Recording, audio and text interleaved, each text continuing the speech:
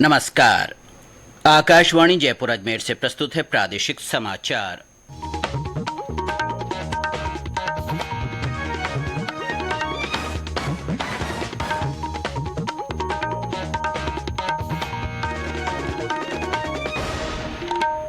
मुख्य समाचार। राष्ट्रपति द्रौपदी मुर्मू कल नई दिल्ली में न्याय संगत और बाधाएं सहने में सक्षम कृषि खाद्य प्रणाली पर अंतर्राष्ट्रीय अनुसंधान सम्मेलन का करेंगी उद्घाटन। भारतीय वायुसेना मना रही है आज अपना स्थापना दिवस। प्रधानमंत्री नरेंद्र मोदी ने कहा कि देश को अपने वायुसेना कर्मियों के शौर्य, समर्पण और निष्ठा पर गर्व। मुख्यमंत्री अशोक गहलोत ने कई महत्वपूर्ण प्रस्तावों को दी मंजूरी। बालिकाओं और महिलाओं को रोडवेज का मासिक पास बनवाने पर अब किराए में मिलेगी 90% छूट। और विश्व कप क्रिकेट मुकाबले में ऑस्ट्रेलिया ने भारत को जीत के लिए दिया 200 रनों का लक्ष्य।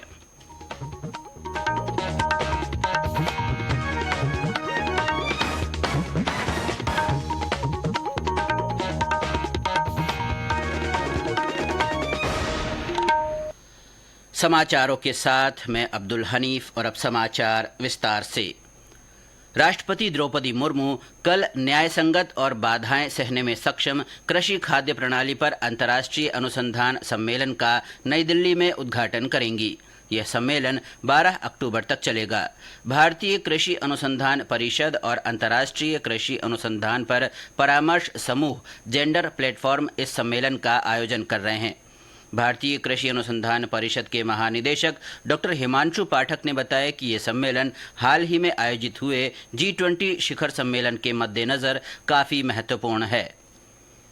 भारतीय वायुसेना आज अपना स्थापना दिवस मना रही है। प्रधानमंत्री नरेंद्र मोदी ने वायुसेना के स्थापना दिवस पर एक ट्वीट संदेश में कहा कि देश को अपने वायुसेना कर्मियों के शौर्य, समर्पण और निष्ठा पर गर्व है। उन्होंने कहा कि वायुसेना की सेवा और बलिदान के कारण ही हमारा हवाई क्षेत्र सुरक्षित है।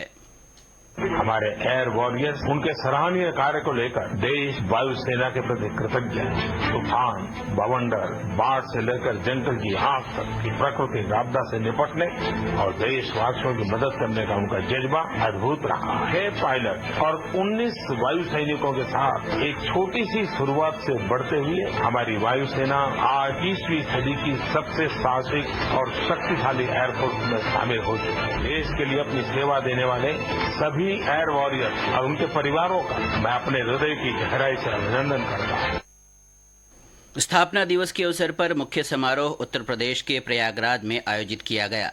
यहां बमरोली वायुसेना केंद्र में शानदार परेड का आयोजन हुआ। वायुसेना प्रमुख air chief marshal VR Chaudhary ने परेड का निरीक्षण किया।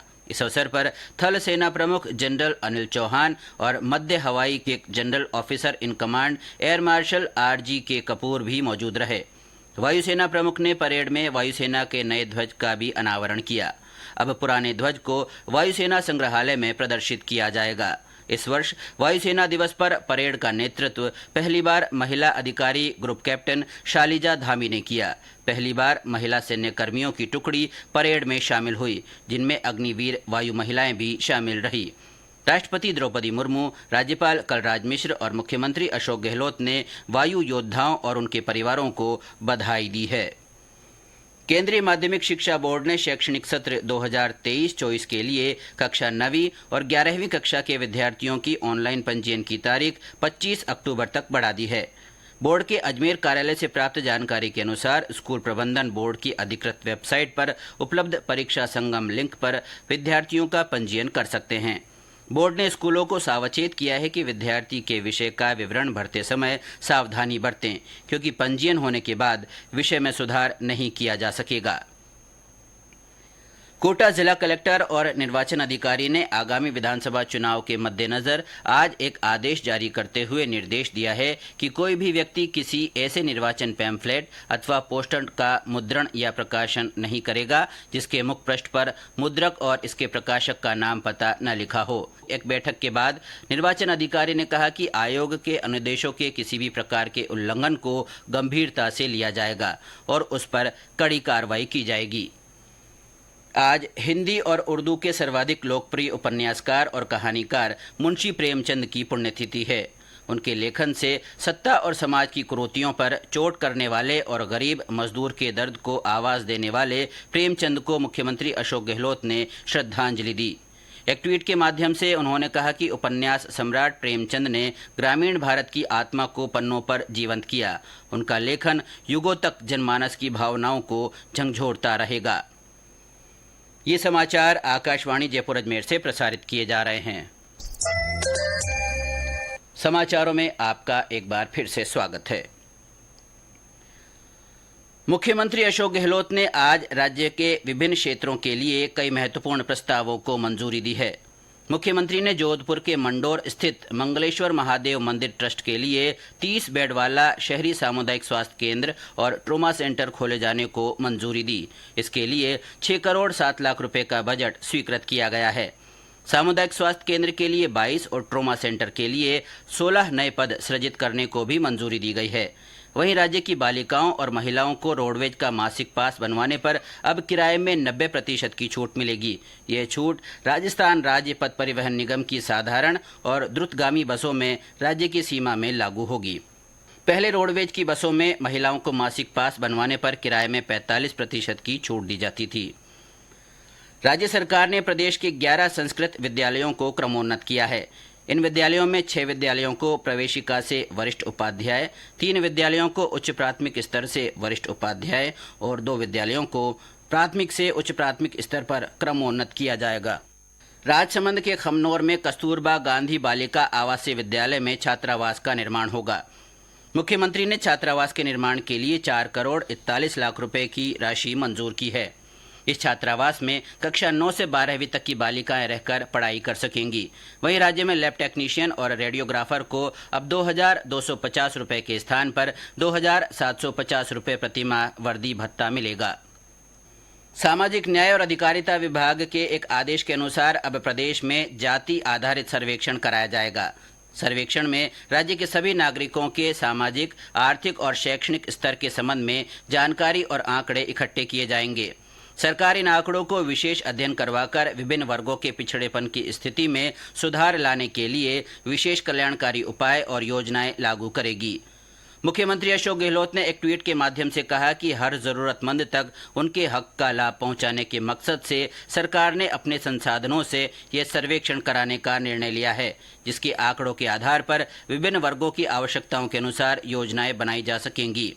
विभाग के शासन सचिव डॉक्टर समित शर्मा ने इस संबंध में आदेश जारी किया है। यह सर्वेक्षण आयोजना विभाग की ओर से नोडल विभाग के रूप में संपादित किया जाएगा। साथ ही सभी जिला कलेक्टर सर्वेक्षण के लिए नगरपालिका, नगर परिषद, नगर निगम, ग्राम और पंचायत स्तर पर सभी विभागों के अधीनस्थ कर्मचारियों की सेवाएं ले सकेंगे। इसके लिए नोडल विभाग एक प्रश्नावली तैयार करेगा, जिससे प्रत्येक व्यक्ति की सामाजिक, आर्थिक और शैक्षणिक स्तर की संपूर्ण जानकारी मिल सकेगी। बीकानेर स्थित राष्ट्रीय उष्ट अनुसंधान केंद्र कैमल मिल्क से न केवल तरह तरह के डेयरी प्रोडक्ट बना रहा है, बल्कि दूध डेयरी और पार्लर से लगातार आय भी प्राप्त कर रहा है। राष्ट्रीय उष्ट अनुसंधान केंद्र द्वारा बनाए जा रहे डेयरी उत्पादों पर हमारे बीकानेर संवाददाता की एक विशेष रिपोर्ट। राष्ट्रीय उष्ट अनुसंधान केंद्र ने ऊँटनी को एक दुधारू पशु के रूप में स्थापित करने की दिशा में उष्ट डेयरी के रूप में महत्वपूर्ण पहल की है। केंद्र द्वारा ऊँटनी के दूध से विभिन्न दूध उत्पाद, दही, कुल्फी, सॉफ्ट चीज, सुगंधित दूध, चाय व कॉफी, बर्फी, पेड़ा, लस्सी, मावा आदि विकसित किए जा चुके हैं, जिनके आम जन में स्वीकार्यता बढ़ी है। अपने आप में अनूठे ये दूध उत्पाद आम जन में जिज्ञासा उत्पन्न करते हैं। केंद्र इन दूध उत्पादों को अपने मिल्क पार्लर के माध्यम से बिक्री कर रहा है। इस पार्लर की सफलता से समाज में इसके दूध के प्रति जागरूकता तो बढ़ी ही है, वहीं केंद्र ने ऊँटनी के दूध पर अनुसंधान से ये पाया कि पीलिया, फैटी लीवर, ड्रॉपसी, एड्स जैसी खतरनाक बीमारियों में भी ये दूध प्रतिरक्षा तंत्र को मजबूत बनाए रखने में काफी कारगर सिद्ध हुआ है। मोहम्मद रफीक पठान, आकाशवाणी समाचार, बीकानेर। जयपुर से असारवा जा रही ट्रेन पर आज डूंगरपुर के बलवाड़ा रेलवे स्टेशन से आगे पथराव की घटना हुई। इसमें ट्रेन की एक बोगी का कांच भी टूट गया। इस घटना में कोई भी यात्री हताहत नहीं हुआ। उदयपुर से पिंडवाड़ा गोगुंदा मार्ग पर एक तेल का टैंकर पलटने से 100 से अधिक भेड़ों की मौके पर ही मौत हो गई और 2 युवक घायल हो गए। टैंकर पलटने से खाने का तेल सड़कों पर बहने लगा, जिससे समेटने के लिए लोगों की भीड़ जमा हो गई और सड़क मार्ग बाधित हुआ। इधर कोटा के पोलाईकला गांव में सड़क हादसे में एक युवक की मौत हो गई। हादसा उस वक्त हुआ जब बारां की तरफ से आ रही तेज रफ्तार कार ने मोटरसाइकिल सवार को टक्कर मार दी। सिरोही जिले के कालंदरी क्षेत्र में तालाब में डूबने से एक बालक की मौत हो गई। पुलिस ने गोताखोरों की मदद से शव परिजन को सुपुर्द कर दिया है।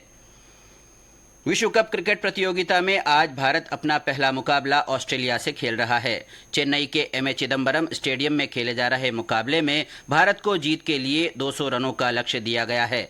ऑस्ट्रेलिया ने टॉस जीतकर पहले बल्लेबाजी का निर्णय लिया, लेकिन ऑस्ट्रेलिया की शुरुआत बेहद खराब रही। ऑस्ट्रेलिया की ओर से स्टीवन स्मिथ ने 71 गेंदों पर 46 रन बनाए, जबकि डेविड गार्नर ने 52 गेंदों पर 41 रन बनाकर ऑस्ट्रेलिया की पारी को संभाला।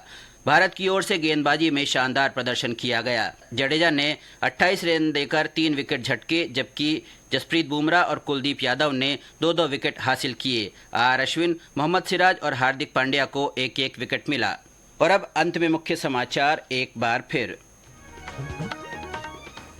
राष्ट्रपति द्रौपदी मुर्मू कल नई दिल्ली में न्याय संगत और बाधाएं सहने में सक्षम कृषि खाद्य प्रणाली पर अंतर्राष्ट्रीय अनुसंधान सम्मेलन का उद्घाटन करेंगी। भारतीय वायुसेना आज अपना स्थापना दिवस मना रही है। प्रधानमंत्री नरेंद्र मोदी ने कहा है कि देश को अपने वायुसेना कर्मियों के शौर्य, समर्पण और निष्ठा पर गर्व है। मुख्यमंत्री अशोक गहलोत ने कई महत्वपूर्ण प्रस्तावों को मंजूरी दी है। बालिकाओं और महिलाओं को रोडवेज का मासिक पास बनवाने पर अब किराए में 90% की छूट मिलेगी। और विश्व कप क्रिकेट मुकाबले में ऑस्ट्रेलिया ने भारत को जीत के लिए 200 रनों का लक्ष्य दिया है। इसके साथ ही प्रादेशिक समाचार बुलेटिन समाप्त हुआ। नमस्कार।